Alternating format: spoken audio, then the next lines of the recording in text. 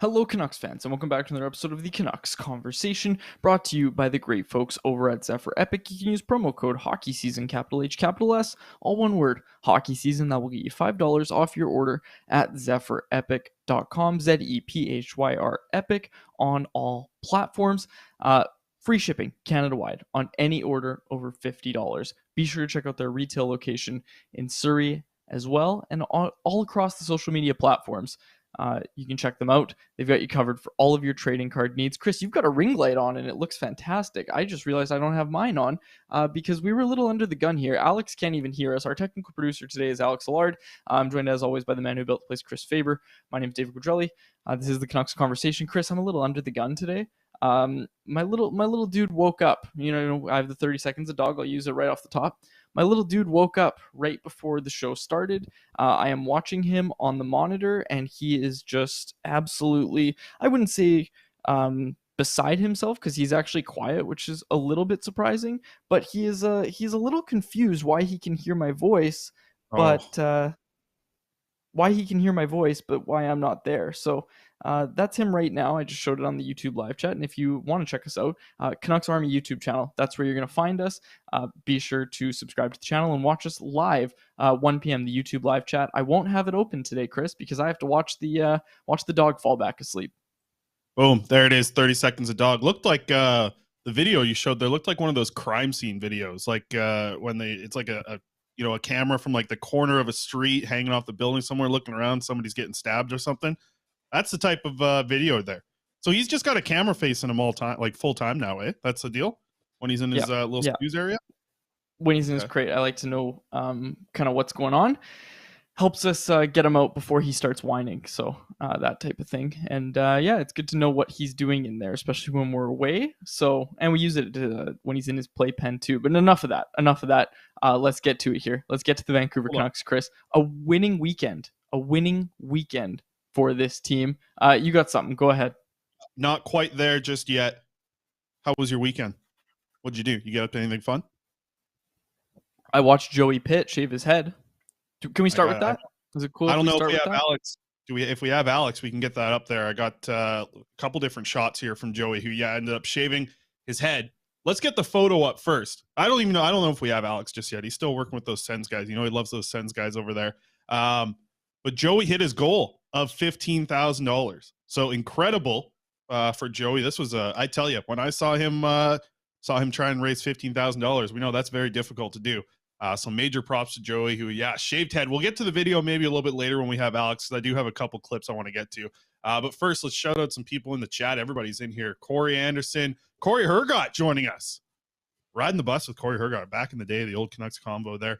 Some good folks in here as well. Lisa, who else is in here? Ratcha saying hi from Germany. Hello from Vancouver. Darren Francis, great photographer, in here in the chat. Lots of people here in the chat on a Monday. Love to see it. Some new folks in here as well. Chat's going to be popping off today. 30 Seconds of Dog. Corey says that's a band name. Band names. One of my favorite, like in the 1040 days, I know they still do it on Donnie and Dolly, but it's not the same. It's not the same like it was on 1040 when they used to do, when it was BMAC, Donnie, and the Moj, and they had the band names. Oh, was that not, like, that had to be one of my favorite things on 1040, especially as they were kind of coming to their close there.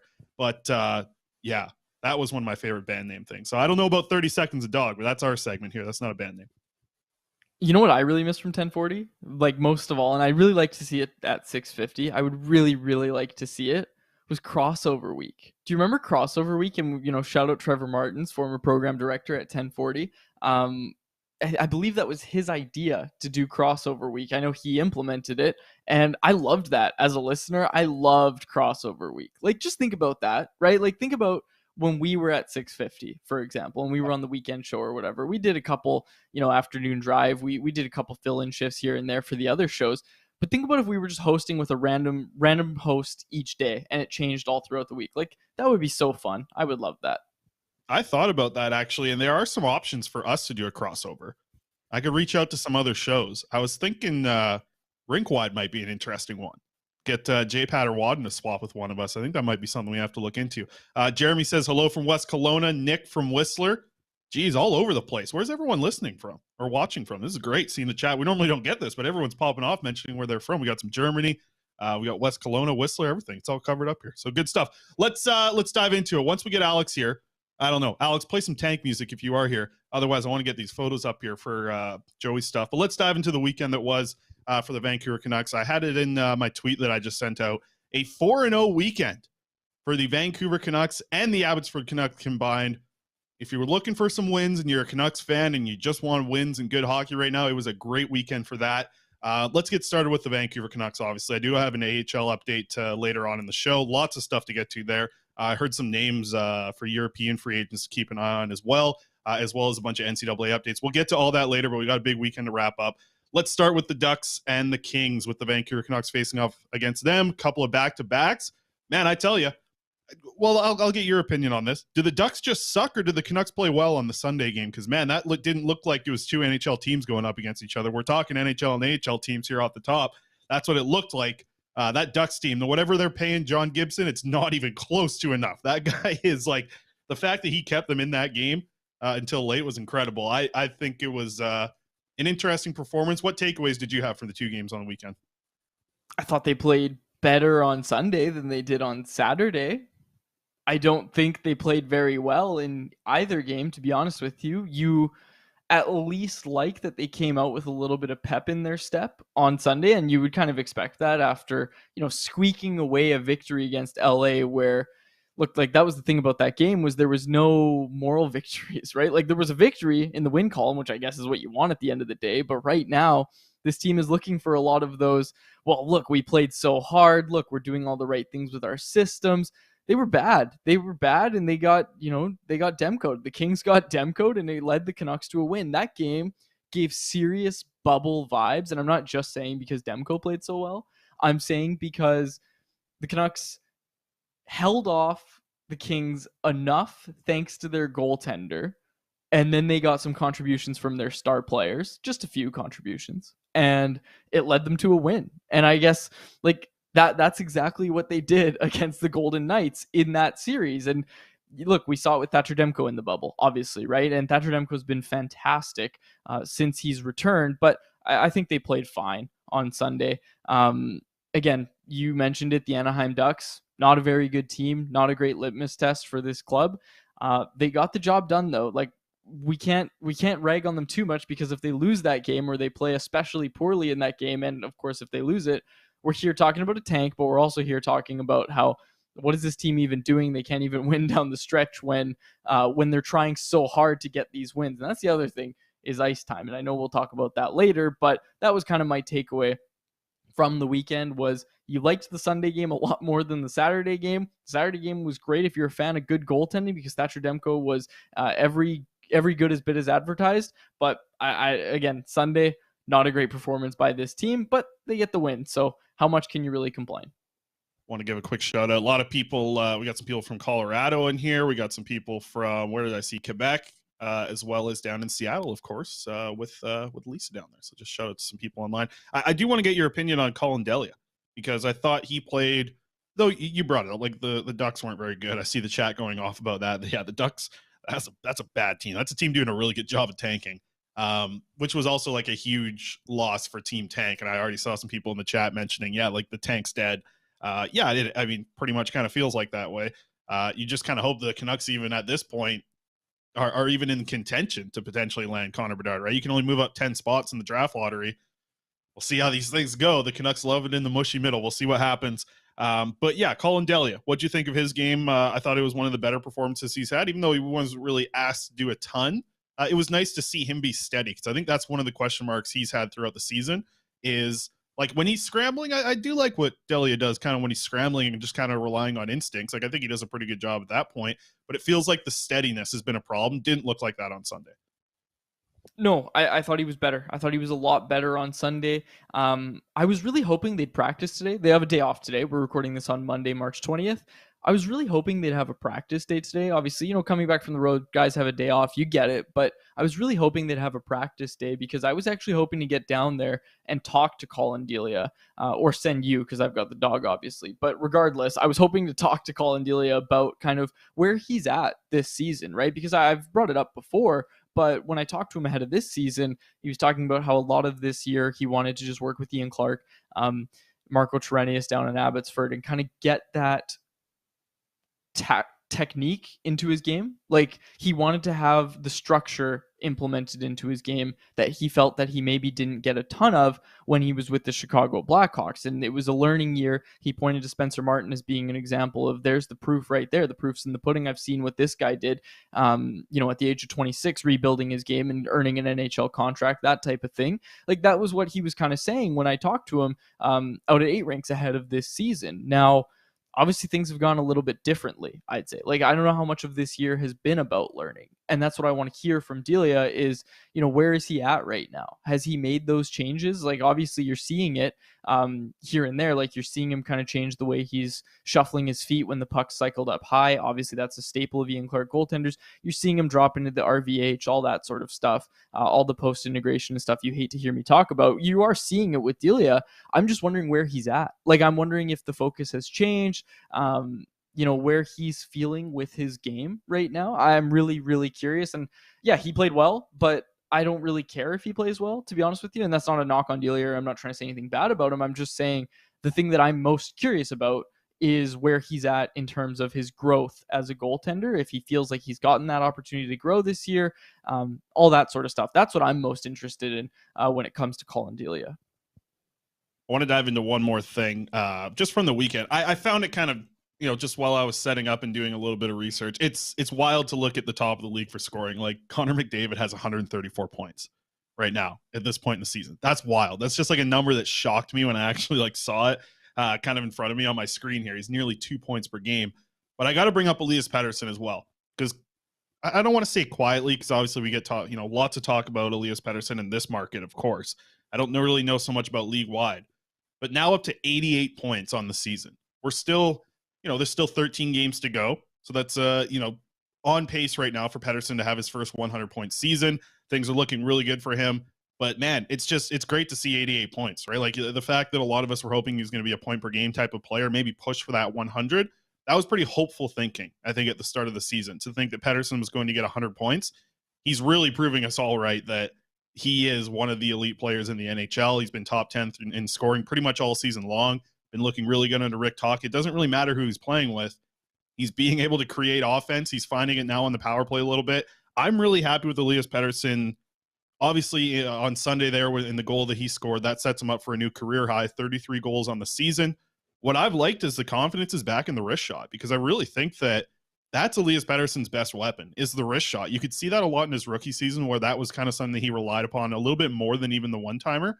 And I want that confidence to come back. Like, I think his wrist shot is one of the best in the NHL. It's incredibly accurate. We see so many posts and ins. Even last season, how many times did he hit the post in the first half of the year? I just think that seeing that confidence be back in the wrist shot, even more than the one-timer, like that's where Patterson's going to make his money, man. Like seeing him step into the right half, like the right half while they're going into the right circle and getting that wrist shot, it reminds me a lot of like a new age Marcus Naslund, the way he's shooting the puck. Like it really does. And it gets me excited, because Naslund was always my favorite player growing up when I was watching this team. And now seeing Elias Patterson get this wrist shot off, like it really gives me vibes of when Naslund was one of the most lethal scorers in the NHL.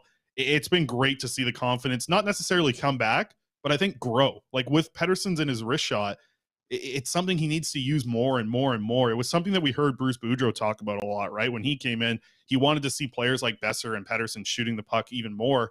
And I think you're seeing that with Patterson of late, where he's showing just a lot of confidence, right? Like I'm really liking what we're seeing from Elias Patterson's game right now, specifically that wrist shot. I think you're seeing a lot of the same things, eh? Oh, absolutely. You're seeing him get back to basics. I think that's what it is. And Chris, we've talked about this before. When Elias Patterson's not putting up points, I actually went around and talked to a bunch of different players about this last year. I don't know if you remember, but I asked players, I asked Tanner Pearson, a few others, what does it look like to you when Elias Patterson, other than putting up points, is on his game? And, the answer is obviously, physically engaged, stick handling the puck really well. We've seen that all season long, and he's not really taking his foot off the gas pedal, and that's what you wanted to see, right? Like coming into this year, what was the narrative around Elias Patterson, right? It was, yeah, he's good. He did this over this stretch of games, but can he do it over a full season? This guy's not taking his foot off the gas pedal for the rest of the season. This is Elias Patterson. This is the Elias Patterson that fans should now come to expect. This is what you can expect from Elias Patterson. I know the Canucks think that. They're going to be looking to sign him to an extension this offseason. And look, we've had the conversations before. I talked to Pettersson ahead of the Canucks' first game in Edmonton, and he didn't want to talk too much about last year, but there was all that stuff with his his sticks, the supply chain issues there, all that sort of stuff. There was a lot against Pettersson, and a lot of it was just confidence. That's what he claims it was. He doesn't want to hear about the supply chain argument, although he does admit that it was a thing that did happen. He just said it was confidence, and he knows how it's going to never happen again. He said, I know how to deal with it now, and he doesn't think it's going to happen again. And we're seeing that this year. So again, you're very impressed with Elias Patterson. Can I talk about Quinn Hughes? Are you ready for me to just go off about Quinn Hughes? Because I wrote about him today. Yeah, almost. That's if you check the outline, last thing in this segment here. But let's get that graphic back up there, Alex. I see we got Alex here now. The Canucks' last 8 games. I did want to bring up some of the stats here from this. Obviously, they've won 7 of their last 8 games here. Patterson, you just brought it up. He's got 12 points, 5 goals over those 8 games. The thing I like to see, individual scoring chances. Over there on the right, if you're watching on YouTube here, he's got 32 individual scoring chances in his last 8 games. That's an average of 4 scoring chances personally for just himself over the last 8 games. You're seeing him shoot the puck. You're seeing him do it from a dangerous area. Love to see it from Elias Patterson. What I did want to get to was the ice time. We'll use this to transition into Quinn Hughes. Can we get this up here? Because I know we were like, hey, are we going to talk about ice time on Monday? Is that going to be the big topic? I'll tell you what, it didn't get itself into being in the ticker because Alex only gets the primate cuts into the ticker, but we are going to talk about the ice time a little bit. Here's the 2 games from the weekend. Quinn Hughes averaged 27 minutes and 26 seconds on back-to-back nights. So they played Saturday, they played Sunday. Games started within 22 hours of each other. And Quinn Hughes played a lot of minutes once again. Is this too high in a back-to-back situation? 27 minutes and 26 seconds. I don't think it surprises me because I think one of the games, I think he was like over 8 minutes of power play time. So I think there were some easier minutes there. He wasn't hitting 30, but man, 27, 26 on back-to-back nights. That's a lot to ask of a guy. You just asked if it's too much on back-to-back nights. It's too much any night down the stretch run of the season here. There's people in the chat saying we really need a 10-game losing streak here. I'm not even going to start with the tank conversation, Chris. Let's go to the conversation of what is this team gaining from playing their stars the way they're playing them right now? They're getting the wins, sure, but even on Saturday night, it wasn't because they played fantastic and that their stars carried them to victory, unless you include Thatcher Demko in that conversation. Of course, I'm talking about the skaters here, Chris. What is this team gaining? Like, somebody please answer this. What is this team gaining from winning games down the stretch here? And I know, look, the Canucks Army comment section, the Facebook comment section, they say, you guys don't understand what it's like to be an elite level athlete. They always want to win. Nobody's doubting that. Nobody is disputing that. But what is this team gaining long-term or even in the here and now by winning games down the stretch? And don't tell me it's confidence or whatever, because we've seen this same song and dance before, and it doesn't always lead to success the next season. If you're Rick Tocchet, right, and you come in here and you're talking about, I want to see good habits and I want to see us do things #the right way. Is this the right way? Like, this is the way that you get wins with this roster. I'll admit that. Like, I'll gladly admit that. But, is giving Podkolzin 9:54 of ice time, is that the right way that this team should be going about its business right now? Is scratching Vitaly Kratzov for one game and playing him 11:43 in the game he does play, is that beneficial for this team? Because I don't think so. I don't think it is, Chris. And I bring up those 2 guys. It's a little foreshadowing here because we got something in the next segment, but we're not getting to it yet. One guy I want to talk about, sorry to totally take the conversation because I know we were going to talk about Quinn Hughes. Chat's talking about him, so he needs some love. We got to talk about him here. Brock Besser. Karen N said, Brock has been shooting more often as of late. Corey Anderson said, Brock had a nice rush last night. Haven't seen that in a long time. I've liked Brock Besser's game. I've liked Brock Besser's game lately. We talked about him last week. I liked him over the weekend. He was a guy that stood out to me. Yeah, and not just that. The rush, I know exactly the play they're talking about, but also just forechecking, right? Like, I really think that he's done an effective job forechecking on that line. He kind of needs to be the first guy in. specifically on that line that he's playing about. I'll get to Brock Besser in just a few minutes as well myself here, because we got some line ideas coming up next thing on the ticker. But yeah, we'll get to Besser a little bit more, and I know you want to talk about the Russians as well. We'll do that in the next segment here. But let's get your Quinn Hughes up here. We can get this up, Alex. I think it was added late to the work tape. Hopefully he's got it in there. But the Quinn Hughes, you wrote about it over at Canucks Army. The 6 things that Hughes has been. What is it? 6 stats that blow your mind or something? What was your SEO clickbait title that you used in the end there? I went with 6 more wild stats as Quinn Hughes becomes first defenseman since 93-94 to record consecutive 60 assist seasons. So let's start there, Chris. With his 2 assist performance last night in Anaheim, Hughes became the first NHL defenseman to record consecutive 60 assist seasons since Paul Coffey and Ray Bourque in 1993-94.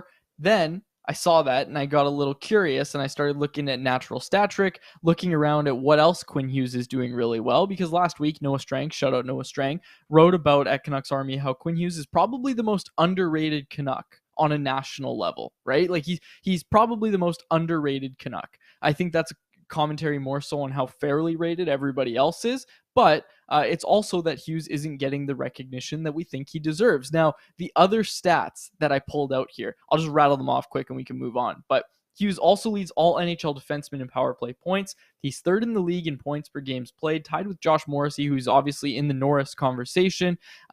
Last night with that 60 assist thing, the 60 assist mark again, he becomes just the second skater, not defenseman, skater, second skater, forwards, defenseman, goaltenders, second skater in Canucks franchise history to hit the 60 assist mark multiple times.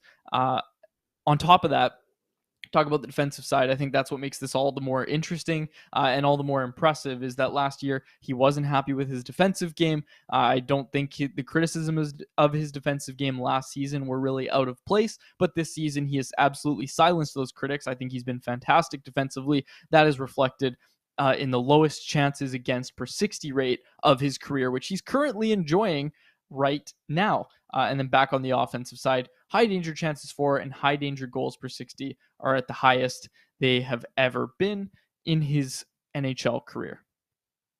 Yeah, I mean, good stuff. And you're right. I think there's been a couple different ones now of national writers like polling coaches, polling general managers, and no mention of Quinn Hughes in the top for the Calder, or not the Calder, the Norris, which is kind of interesting. And you see some names hop up there.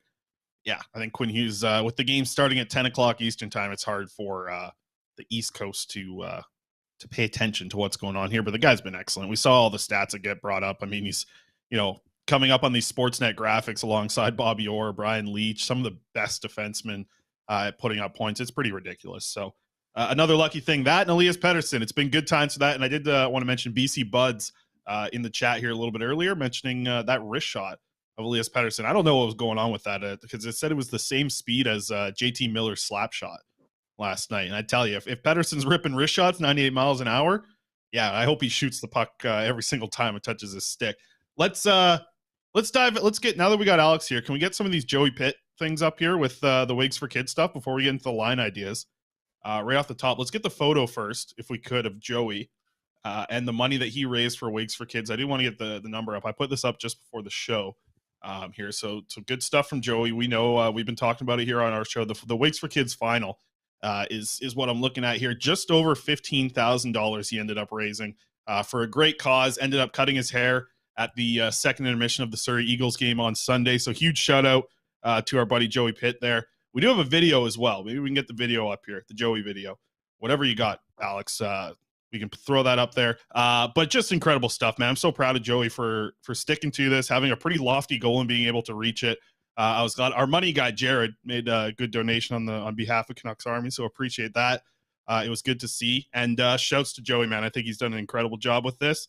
And just, yeah, shout out, man. Like, he achieved his goal. That was a tough goal. Like we saw a couple of weeks ago, the guy was still like $8,000 short. I wasn't sure if he was going to make it, but big props to Joey. Did an incredible job. And the scenes last night on Sunday there were incredible. Here he is here, taking it all in. Joey Pitt, good stuff. He's bald now. This is the guy who smacked me in the head with his hair. Bald. He's looking good though. I like it. I think he can rock it a little bit. Yeah, I think it's looking good. I gotta go quiet down Bert. So transition to the next part because we have a fun segment coming up. Let's get going on the next part. I'll be right back. All right, sounds good. And this is how it's going to be tomorrow, by the way, as well. I'm rocking solo tomorrow. So let's get idea up there because we haven't used this graphic in a long time. We haven't thrown around some ideas in a long time. I feel that there's been so much news over the last little bit. It's hard for us to kind of, have our own fun and chat about some ideas. So let's get that graphic back up here. Idea. We haven't seen it in so damn long here. Have an idea, make it, then wear it. So we got some ideas here for some line ideas. I'd love for the chat to get involved in this as well. If you guys have some ideas on a trio that you would like to see play together, throw that in the chat because we have ours. We even built some graphics for it. They're looking good. Quads, you're back now in the studio, so we are going to get to this, but get your lines in the chat right now. We'll try and discuss a few of those. Let's get to yours right off the top. Can we get Quads' line up here? Because you've got an idea. You mentioned Vitaly Kratzov a little bit earlier. You want to mix up a line with him and Elias Patterson and the other Russian, of course, Vasily Podkolzin. Look at your line, looking good in the all-black jerseys. Whoever built this graphic, man, just give them a raise. But let's hear why this is your trio to go with, the Vasily Podkolzin, Elias Patterson, Vitaly Kratzov line. Okay, so I really like this line, Chris, because one thing, and I said it was a little foreshadowing happening on my part. I talked about how the ice time for Podkolzin and the ice time for Kratzov and a healthy scratch for Kratzov in place of Jack Studnicka, they're low, right? They're very low. And an ongoing trend, a thing that I keep bringing up, is in regard to Kratzov, right? What we're seeing is a guy who basically needs to cement himself as somebody who can play on an NHL roster, this NHL roster, next season. And if this team's going for it, which they've made it clear they are next season, I don't know if he's that yet. I don't know if he's there just yet. So the thought process behind this line of Podkolzin, Pettersson, Kratzov is you need to put both of these guys in Podkolzin and Kratzov in the best position to succeed. And I think the best place to do that is with your best center. Now, look, I understand Elias Pettersson is chasing some stats. He's doing really well, and you maybe don't want to see him take a dip in production. I understand that. But when we talk about Rick Tocchet as a coach with his philosophy of the North-South, he says, all those skill guys, they love to play with North-South guys most of all. This team really wants to see Podkolzin, and to some extent Kratzov as well, become that North-South guy, right? And I think the way to do that is play them with Elias Pettersson. Like, just give them the opportunity. It's a 5-game stretch. Give them that opportunity. See what they can do with it. I think that's the best course of action here. That's my line. That's the line that I really want to see. Well, I've seen that trio at times, right? And I've seen Podkolzin kind of get bumped up to the JT Miller line over the past few weeks here, but we've seen this trio a little bit over the weekend, just like a couple shifts here and there together. It is interesting, but I'm curious to kind of follow up on your line here. What happens to Beauvillier and Kuzmenko at that point? Because they're playing well with Pettersson too, right? Like, how much is this about development compared to, do you believe that this line could actually be better than the trio that Pettersson has right now with Kuzmenko and Beauvillier as his wing? No, it's entirely about development. It's entirely about development. It's giving these guys the confidence. Maybe they can start putting some pucks in the back of the net. We saw Kratzov doing some really good things. We've seen Podkolzin doing some really good things, but they haven't gotten the production. Like, they haven't put up the points. And look, that affects your confidence, right? We've heard Podkolzin himself talk about it, right? You want to see these guys putting up numbers, and I think the best place to do that is with Elias Patterson. It's entirely about development. It's entirely about putting these guys in a position to succeed. And most of all, it's about making sure these guys are set for next year where they could maybe play with a third line center. They could actually be on your roster. Because right now, I don't think they're gaining much playing with Sheldon Dries. No, and that's the thing that I think I've had a problem with when we talk about ice time, and we are going to dive into my line in just a minute here. But when we talk about these things and we hear the coach and general manager and everybody talk about this being an extended training camp, even if you've won 7 of your last 8 games, I still think you can mix up the lines, right? Like, you can still mix up what you're doing with your forward groups to kind of what you just touched on there. Let the young guys get a run, right? Like, I think these young guys getting an opportunity, that should be part of the thing that we hear about an extended training camp. I'd love to see it as well. Like, this dog and pony show that the Canucks are running here about winning so many damn games at the end of the season. At least do it when you're like developing some of these young players to a certain degree, right? Like, I think that's the problem with the ice time, and that's basically what it all comes down to. Is how much are you getting better for next season playing Quinn Hughes 28 minutes a night? Like, how does that help you next season when winning games is actually going to matter and they're actually going to be a team that thinks they can compete for a playoff spot? And listen, we've talked about it quite a bit. they have a serious chance of being able to do that. I think they do. They have a team that's playing well again, but we were fooled by a win streak at the end of the season last year. And yes, they're playing good games. Yes, they're playing under a better system here. It feels like the structure has made a big difference. All that blah, blah, blah stuff that we've said 100 million times on this damn show. But use this time to actually do the training camp things and develop a little bit. And that'll get us, that's a perfect transition into my line.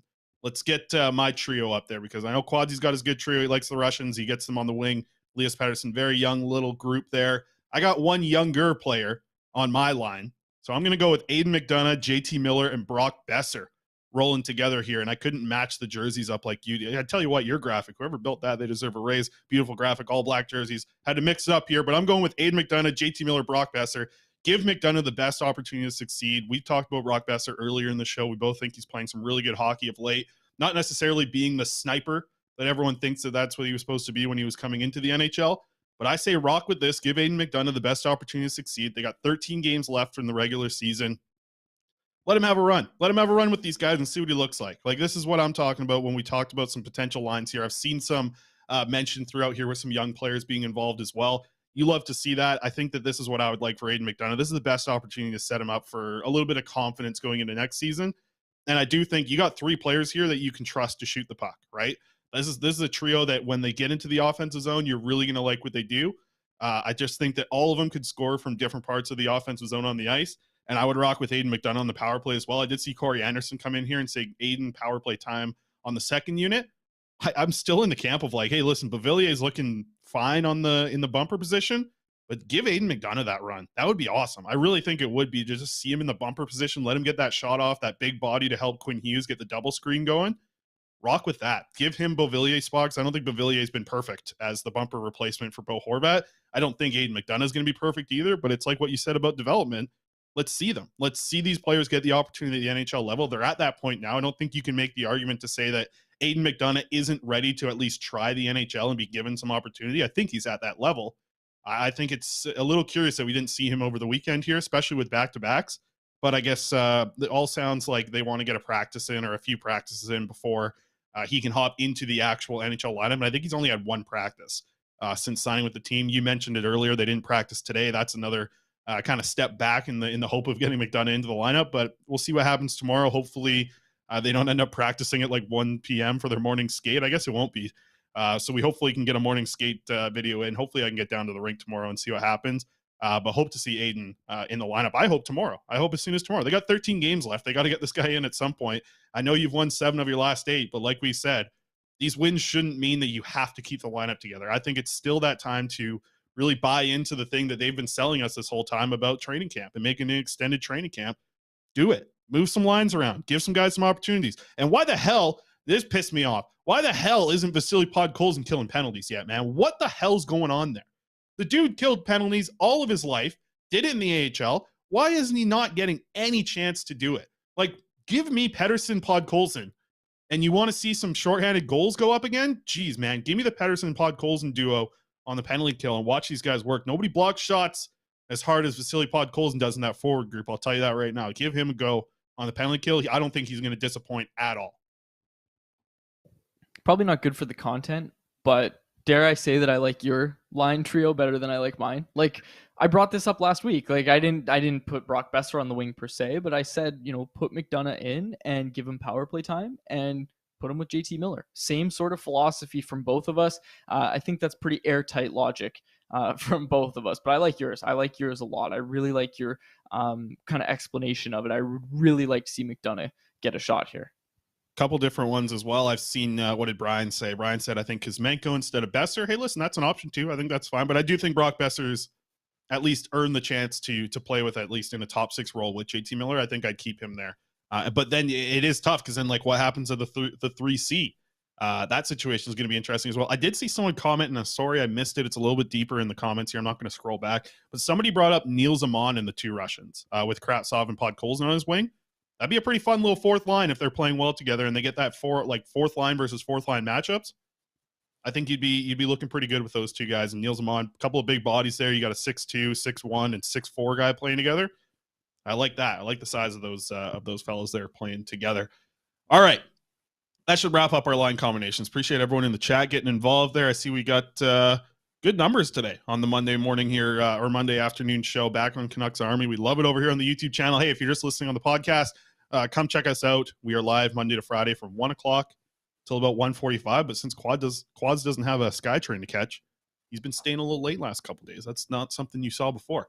All right, let's dive into the AHL and NCAA update here. All right, let's see the last five for the Abbotsford Canucks. AHL last 5 games. They have played well as well. We touched on it. Vancouver Canucks, they picked up a pair of wins on the weekend. There's Bert there. He's out now. There you go. No worries. So you're staying until 2:30 today. But the AHL team, they're playing some good hockey. What's going on over here? Alex has lost his mind over here with the backdrop here. But Abbotsford, they've won 4 of their last 5. They're playing really good hockey. Here's the interesting thing about the Abbotsford Canucks over their last 5 games, as we got the graphic up here. Quads, tell me the goals against the Abbotsford Canucks here from this graphic. Read it for me here. What do you got?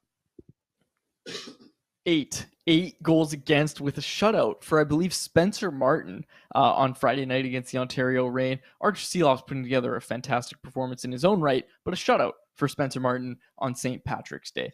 8 goals against is what you wanted to hear. Just need to clear my throat a little bit there. Here's the thing. Over the last 5 games, the Abbotsford Canucks have not allowed more than 2 goals in each of those 5 games. Working on getting an interview tomorrow with somebody as well for the show. So we might have somebody from Abbotsford tomorrow on the show. But yeah, 2 goals against on Wednesday, 2 goals against on Saturday last weekend, 2 goals against in the Sunday. And then this past weekend, you mentioned it, shutout for Spencer Martin. And here's the thing about Archer Seeloffs, who, I almost forgot.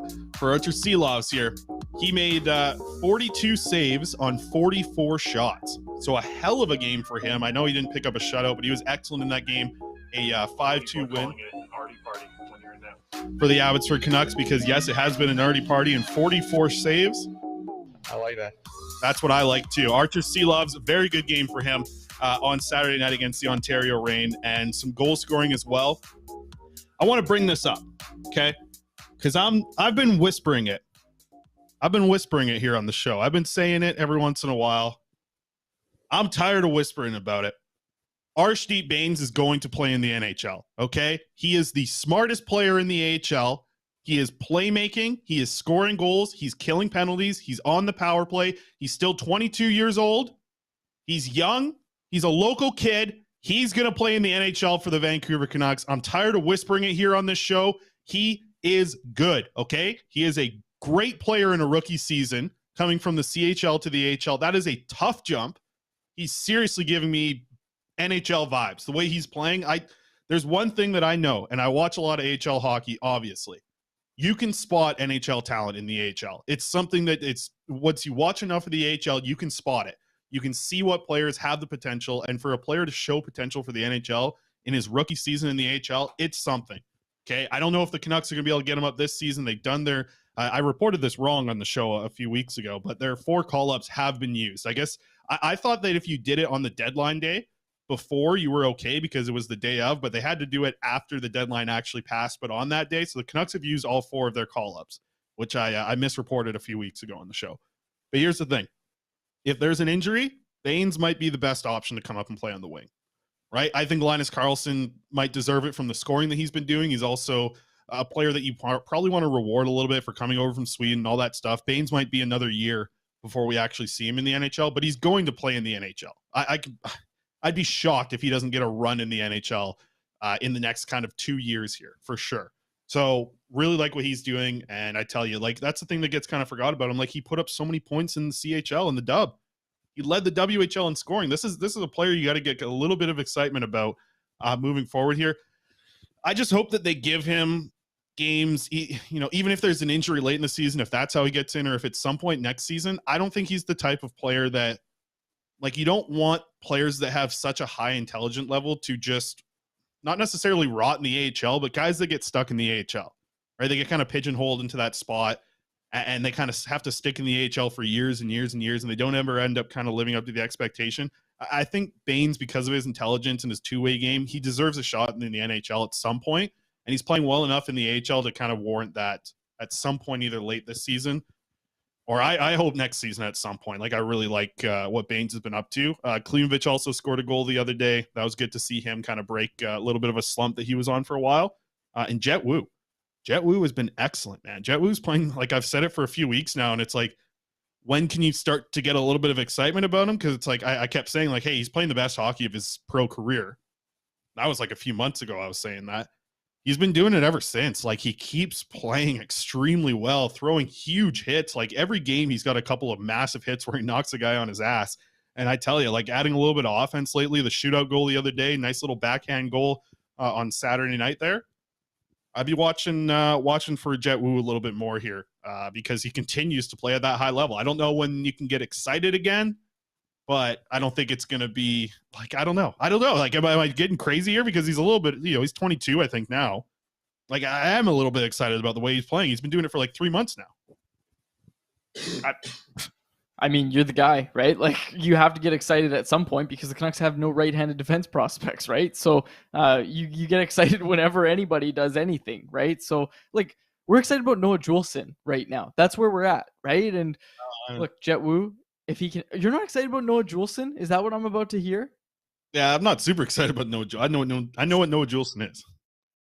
Okay, but hasn't he played better than you expected he would alongside Quinn Hughes? No, not really. I think he's done exactly what I could have told you the ice time that he was going to have over the whatever games he's played here. What he's done in each game.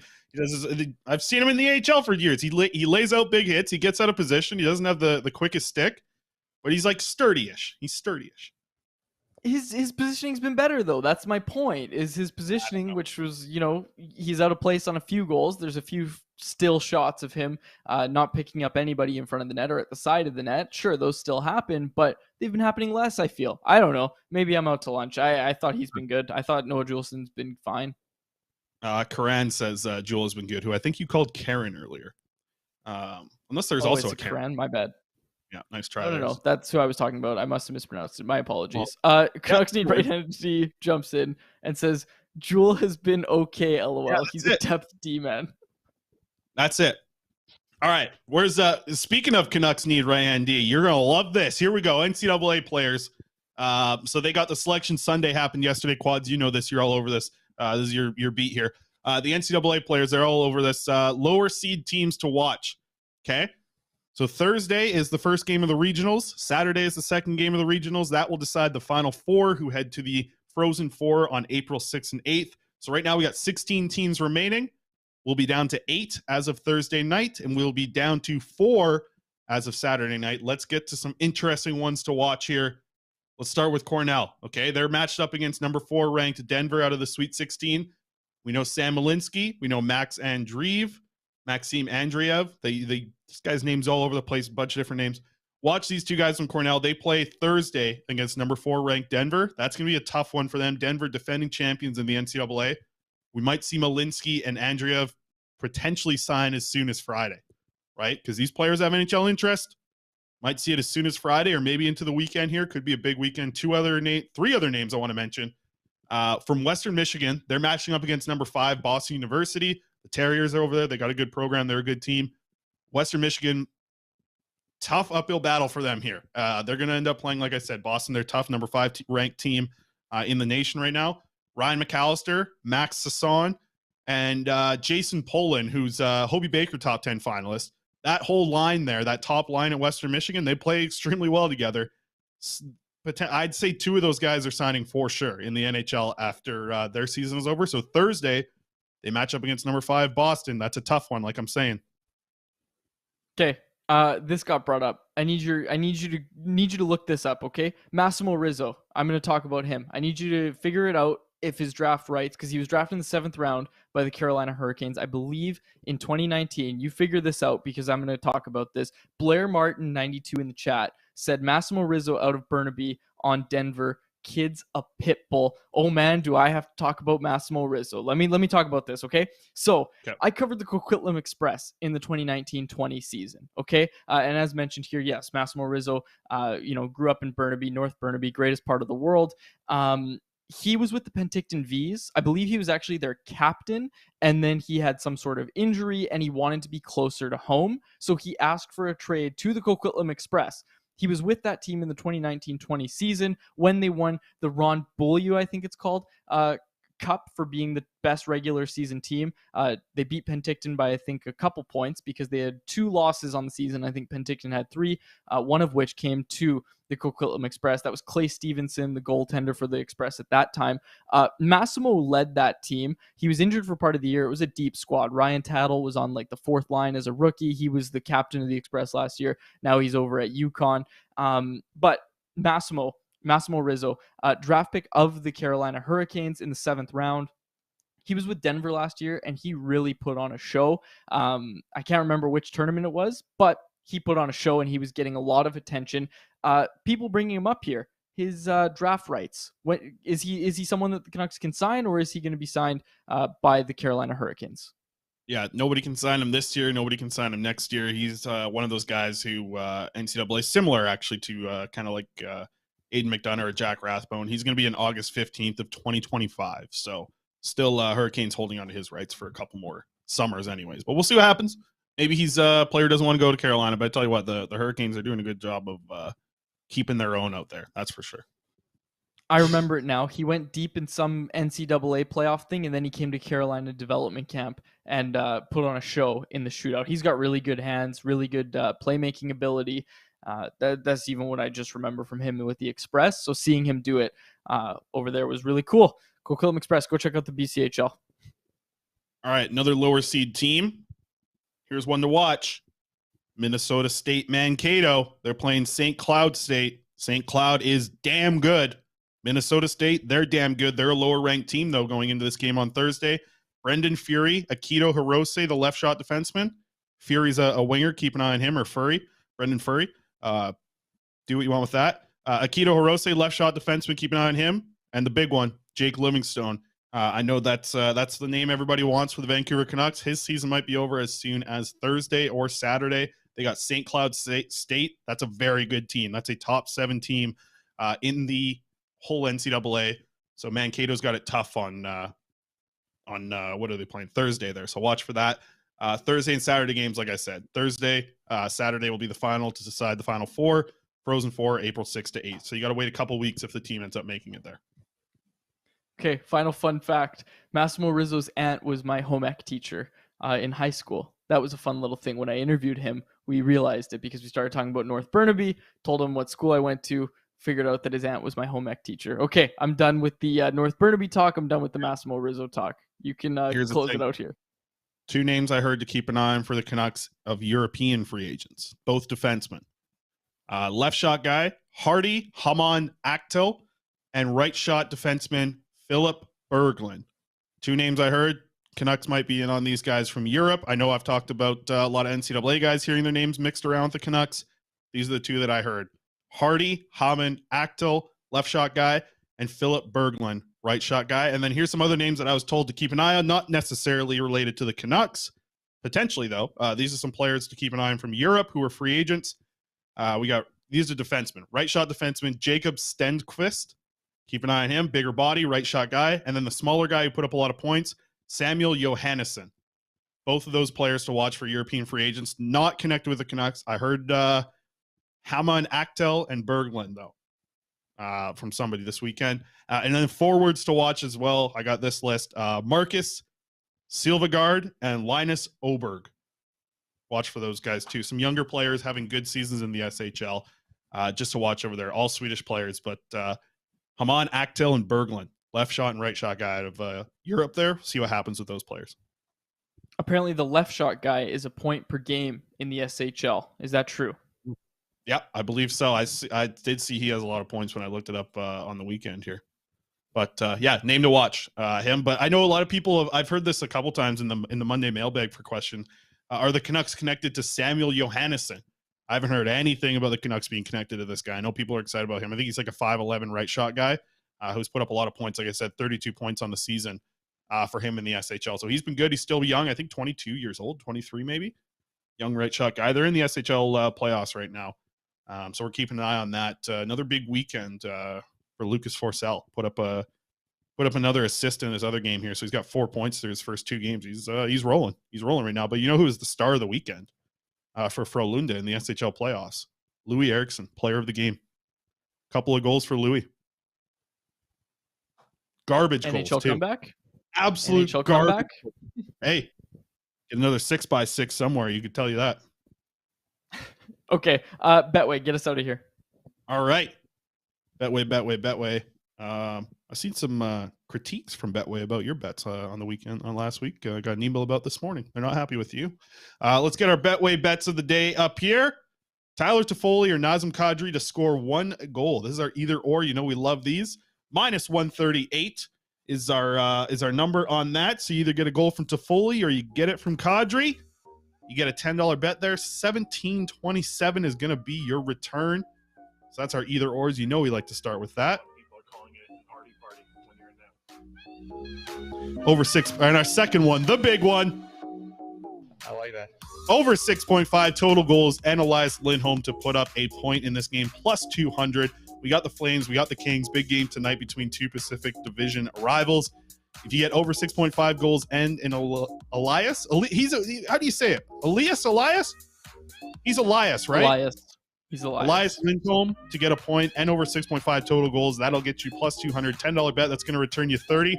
You take that down and you go to the source and you pick yourself up a better camera to watch your dog as it sleeps, because your camera there, it's creeping me out a little bit. Looks like one of those you ever watch those murder documentaries, those things like the unsolved mysteries and stuff like that on Netflix? That's what every video from those documentaries looks like, you looking at your dog. Well, it's a night vision camera and I don't need HD. I just need to know he's sleeping. Well, I'll tell you what, yeah, none of those are getting up on his Instagram, I'm sure. You're not taking any screenshots from that cam for him. He's got a horrible angle for the poor little guy. He's got his own Instagram. He can't even get photos up there. Go follow Bert the Cavapoo on Instagram, everybody. Okay, we'll close it out there. Do you have any final thoughts before I close it out here, Chris? Do we know what we're doing tomorrow? Do you want to say that? Yeah, solo show for you tomorrow. I got to take this guy to the vet. Nothing serious, just a simple deworming. He'll be fine. Yeah, give him a tug, put him out. He's good for the night. But tomorrow, yeah, we'll see. Because today I'm still recovering a little bit, but I feel better today. I got through the episode feeling fine. My throat. We'll see how it goes. I might bring on some guests tomorrow for myself. Either that or a chat. You're up. Chat's going to need to step up big for me tomorrow if we're just rocking with us tomorrow. So that might be fun. But shout out to everybody in the chat here on a Monday. I hope everyone had a great weekend. It was great to see the numbers shoot up here on Canucks Army and have a more listeners on the show. I think it does much better for our listenership when you're not doing solo episodes. You got Betway coming after you. You got the folks at Nation Network probably mad about the numbers that they saw on the solo mailbag episodes. You know, I sent out a tweet, get a couple extra people listening here. There you go. You're welcome, Quads. You can take that to the bosses tomorrow at the big meeting tomorrow morning. You said I did a good job on those episodes, so I'm just appalled that you're saying this, because I did good. I did good. I think you did, but I think listen, the numbers don't lie on the show here. So there you go. Plus the problem was, we were getting into a great run on having video clips for the week. 2 weeks ago before I got sick. Last week sucked. We got nothing up on socials for any videos anywhere. No hot clips. Our TikTok fell apart. Where's Aaron at? We got to get Aaron back running here. We got to get him back on the clips here. He might even be in the chat here. Aaron, we're coming for you this week hard. We need clips big time here. Okay, can I close it out now? You done? You done, Chris? All right, we'll close it out there.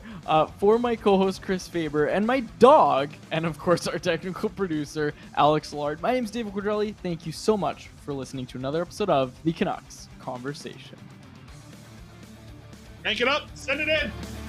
Bring it back.